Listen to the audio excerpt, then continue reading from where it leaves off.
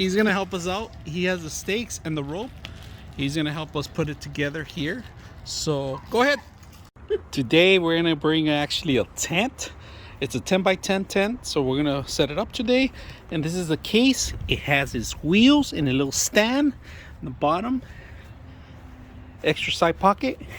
If you have to put this on the ground, you can maybe put some of the stakes in the bottom, and it should do it. So let's go ahead and put it together.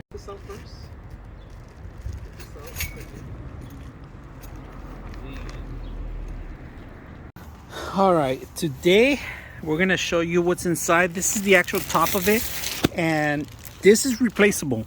So if this gets damaged, you could replace it and just put it over that. All right, so it does come with the actual stakes and a couple of ropes so you could tie it down to the ground, and it also has an extra accessory here. All right, so these are for sandbags. These are actually sandbags. You can fill them with sand, put some more weight on them, and then of course you get your stakes, the ropes, and then this goes on. So we're gonna set this up today. First, before you do that, you have to open it up a little bit more, and then you have to set the actual tent on the top of it. So we're gonna go ahead and do that.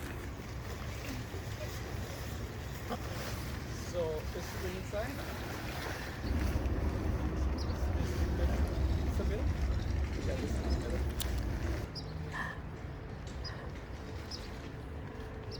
So you got these velcros here, if you guys can see it. So each corner comes with two corners, all right? And you just pretty much put it together here, cover it up, and that's going to be the top. Every single corner has the same thing. Once you open it up, it should expand.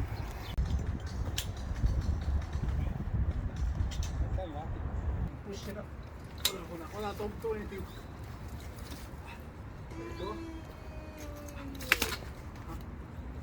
There we go.